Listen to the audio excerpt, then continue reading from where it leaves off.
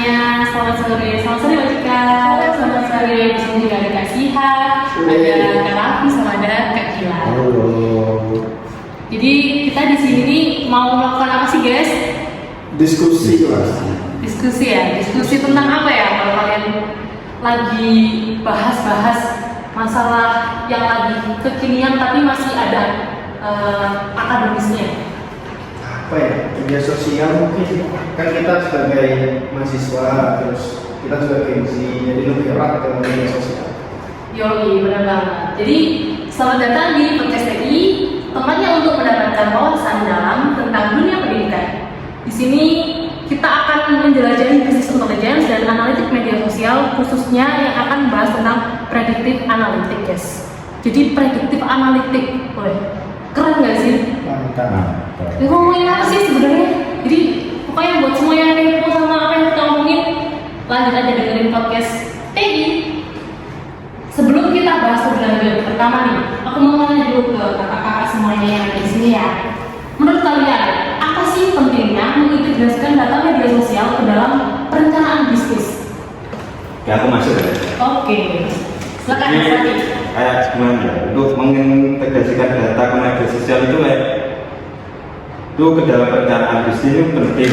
Soalnya kayak memberikan wawasan terhadap perilaku konsumen, tren pasar dan juga persepsi merek. Jadi lebih brandnya ya, kita gimana build up brand itu biar orang-orang jadi kayak, wah ini brand keren juga nih gitu.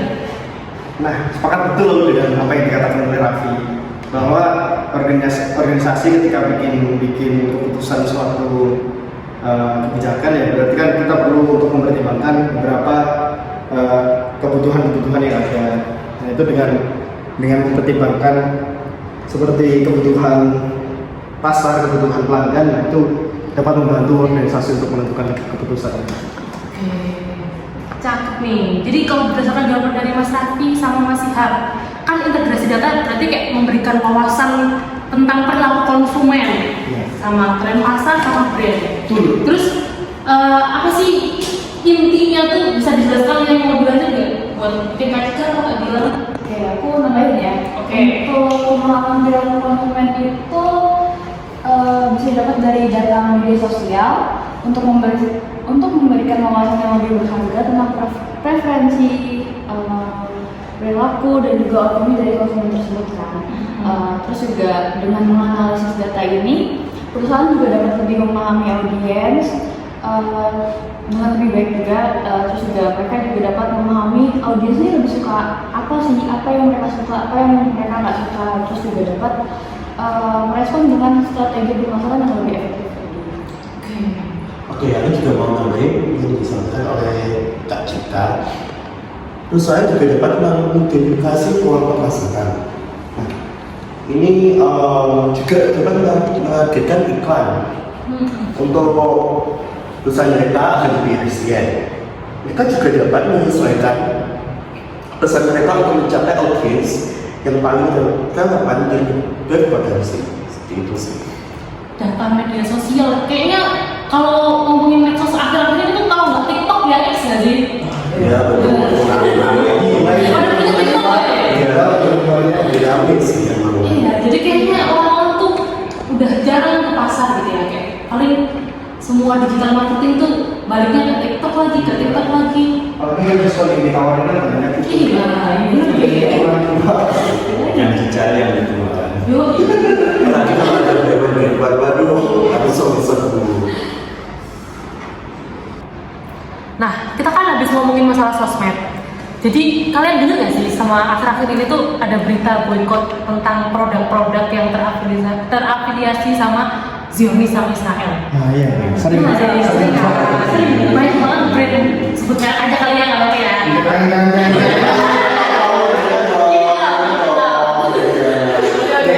Pokoknya intinya tentang seruan boykot tentang produk Zionis itu ya. Menurut kalian, sentimen orang-orang ngerti nggak sih tentang brand itu? Impactnya apa sih ke brandnya tuh? Kalau dari aku, opini itu sangat mempengaruhi apa yang akan teman-teman ataupun pendengar lainnya ketik. Nah, jika opini yang kita boleh itu positif, maka teman-teman akan mengetik arah yang positif. Begitu juga sebaliknya. Menurut aku itu aja sih. FOMO gitu ya. Ya homo. Jadi yang paling berperan itu kayak influencer gitu ya. Ya benar sih, benar. Kayak membawa pengharapan besar itu kan kepada aku orang-orang gitu. Betul sih, apalagi kan kita melihat bahwa Indonesia kan negara yang tidak bisa terlepas dari isu-isu keagamaan. Apalagi ini keagamaan yang di luar negara yang Benar. udah bertahun-tahun kan Palestina Iya, itu kan betul. sama mereka. Jadi waktu kabar itu terkuat kan sampai ada hoax bahwa MUI mengeluarkan fatwa yang melarang protes PKK gitu. Tapi ternyata hoax. Awas. Tapi kan berarti kan itu berimplikasi besar gitu. Iya, benar. Kan sampai ada hoax ke MUI gitu. Nah, kalau dilihat dari pendapat teman-teman yang lain itu kan berdasarkan feelingnya. Kalau misalnya based on data nih, gimana sih caranya biar tahu kalau misalnya pendapat kita itu tuh berdampak sama brand yang di boycott ini? Gimana guys? Proses-prosesnya, step-stepnya kalian udah bisa jelasin pakai bahasa daily nggak biar penonton-penonton yang awam tuh juga bertahan. Kalau dari aku yang saya ingat, yang pertama kan ada proses preprocessing kan. Yaitu kayak ada mengubah data ke bentuk yang paling sederhana buat mudah diproses. Itu kayak ada tokenization, token removal dan yang lain-lainnya. Nah, aku juga mau nambahin nih, model-model yang digunakan itu banyak yang disebutkan sama Askapi, tapi ada TFIDR, ada BOW, dan yang terakhir ada SPM. SPM ini merupakan support vector machine. Itu sih kalau dari aku. Itu kan tools-toolsnya ya. Iya, Jadi iya. buat melakukan text mining kita bisa pakai tools-tools tersebut. Betul. Penting juga ya melakukan seperti ini. Iya, ternyata walaupun agak remeh tapi sangat berdampak gitu ya sama sebuah brand. Iya, apalagi kan kita sebagai mahasiswa harus memandang apapun secara objektif. Gitu. Iya, Ya, betul. betul. Semuanya based on data, jangan cuma katanya. Oke, sepakat.